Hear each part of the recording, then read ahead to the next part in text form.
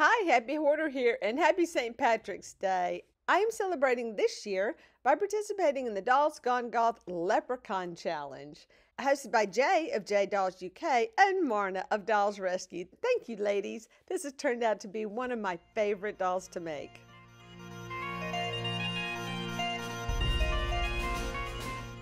As with my other dolls, I start out with spraying her down with Mr. Super Clear, and then I use pastels to kind of create the shading that I want, and I use watercolor pencils.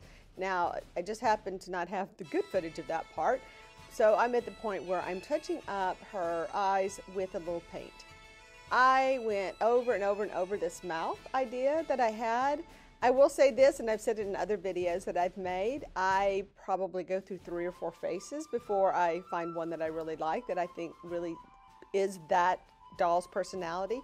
This face came out pretty much spot on the first time I drew it. I think that's why she's one of my favorites. But I did play around with the mouth. I gave her a couple of mouths, but the one I ended up with, I was so happy with.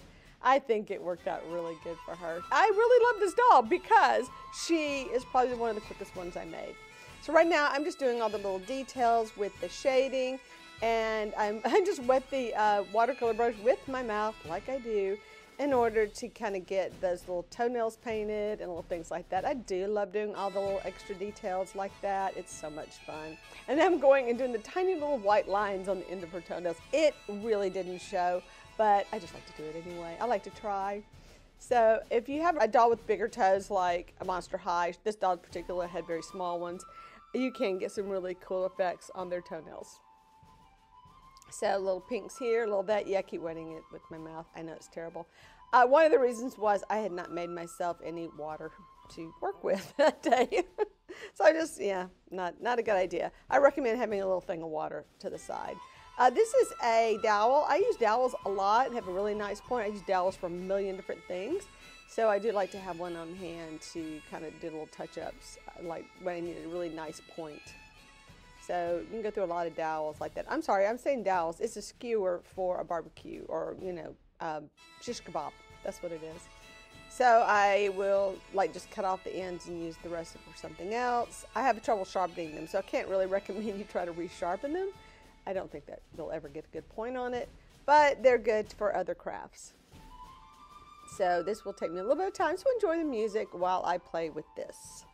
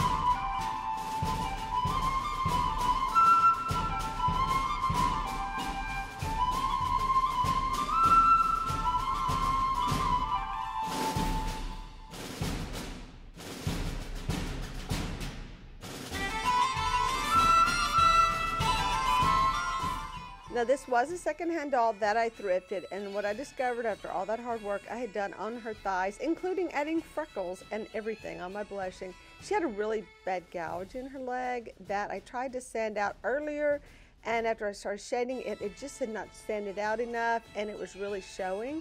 So I was trying to go in and sand it out and ended up having to sand off that leg, and I decided to go ahead and sand off the thigh of the other leg as well that I worked so hard on, because when I blush them, I want to make sure that they match up in color, and I wasn't sure what colors I used. So I have a little redo project there on her thighs, but her dress actually covers it up right now. I'll get to that later. But when I go to change her clothes. But other than that, her underwear ended up being painted green, and well, actually not painted. I did it with pastels, and I do need to go back and touch up her upper thighs. Meet Cassidy. She is a poison ivy. I think I had to kind of figure it out who she was, and I forgot. So what I have here is one of my faces that I did, and I did not put eyelashes on her, nor did I put it on my other superhero doll, because I had made some really distinctive expressions on their faces, and I was afraid the eyelashes would kind of cover that up.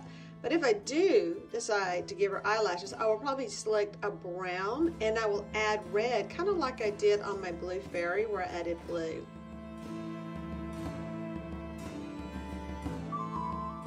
Now her dress, I don't know what it was. It was just something that I found in my Barbie stuff. It was like a legging or something for a 18-inch doll. I really don't know what it was. And it was a tube, and I have cinched it up in the back. In order to take it off of her, all I had to do is just clip that thread, and then it will be a tube again, and I can just slide it down. I added the silver ribbon.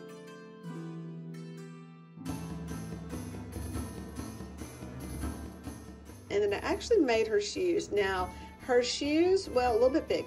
My shoes turned out to be kind of difficult to make. How I made them was I used Warbler to make her sole. I traced a pattern of her foot with paper towel and like some charcoal, just kind of get an idea. And I kept trimming it down. I didn't want to trim it down too much, and it turns out I didn't trim it down enough. So it was they're a little bit big. I made her heel out of a bead and a little piece of necklace, and I've added some silver paint and some silver sparkle to kind of go with her silver ribbons, or platinum ribbons we like to say.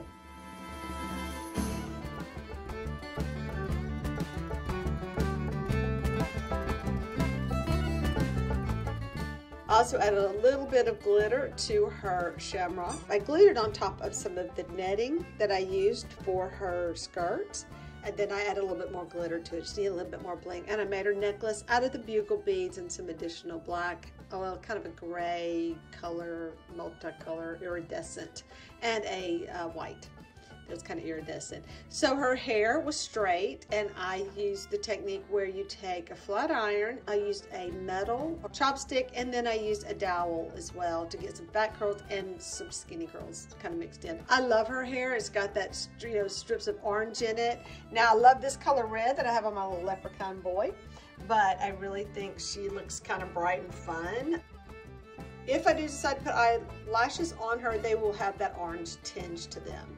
So I think that would be a lot more fun. But I didn't think it would be dressy enough if she had orange eyelashes with this outfit. She'd probably look better if she had black. But I wouldn't keep her in this outfit permanently because I think she's a lot more fun, and she would wear something a little bit more, kind of silly and fun.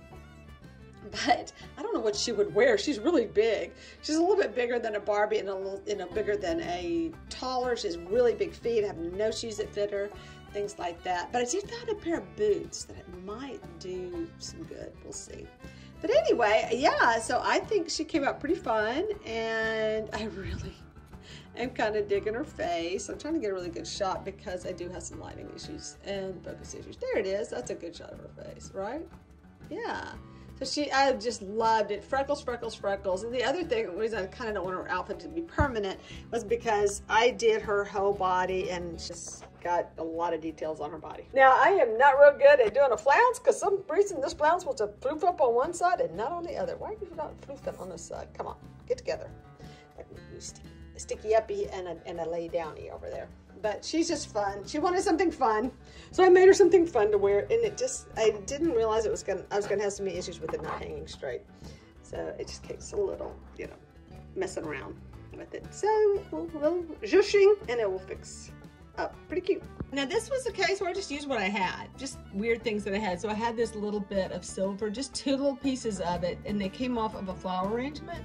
And so I just stuck them over to kind of give it a little extra zhoosh on the sides, and it's kind of fun because you can kind of, you know, move it around a little bit. So I know that Marna was talking about doing the red carpet dress, and I think this is a great red carpet dress. But she has been so much fun to make. I really love her face. I love her expression. And one thing I did is on her mouth, I don't know if you can see, I gotta get where it's not a lot of glare because of the gloss. I gave her those teeth, and I love her teeth.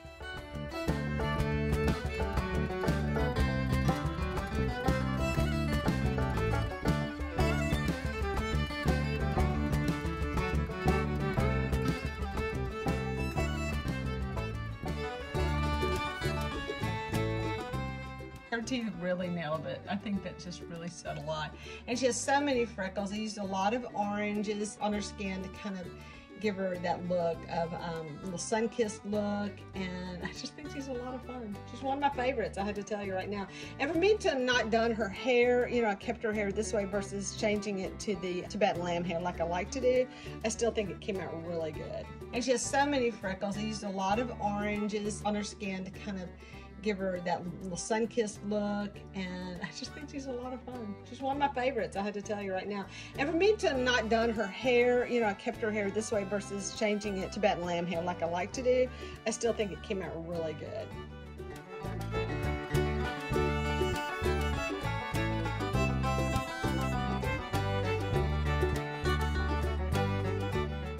If I actually pinned her hat in, I think it would do better. I wanted it to be a little bit smaller because I just wanted it to kind of sit at a gentil angle. And if I pinned it, I think it would, you know, fit tighter and be kind of cute. But I just wanted it to be just something kind of fun. It's kind of a Mad Hatter looking hat, isn't it? Without, so I'm trying to create like a buckle right there. So I just wanted to have, you know, the classic hat. Be sure that you check out all of the other videos in the hashtag Dolls Gone Goth Leprechaun Challenge. Thanks for watching, and please hit like and subscribe if you haven't, and don't forget to hit that notification button because sometimes I make pretty good videos, and I go live on Tuesdays at 2 o'clock p.m. and Thursdays at 6:30 p.m. Central Standard Time.